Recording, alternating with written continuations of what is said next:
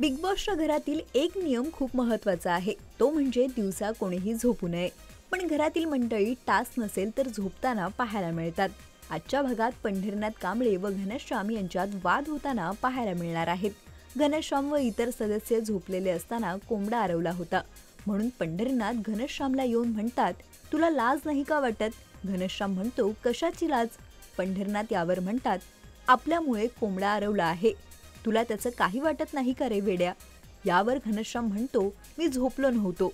पंढरीनाथ म्हणतात, त्यातील एक कोंबडा तूच होतास. तितक्यातच बिग बॉसची अनाउन्समेंट होते. घनश्याम, आपण जरी झोपला नसाल तर घरात इतर कोण सदस्य झोपतय याकडे आपलं लक्ष असायला पाहिजे. यावर घनश्याम पंढरीनाथला म्हणतात, एखाद्याची लाज काढण्याआधी हे लक्षात ठेवा. त्यामुळे आता घरात घनश्याम व पंढरीनाथ यांच्यात चांगलाच वाद रंगताना पाहायला मिळणार आहे.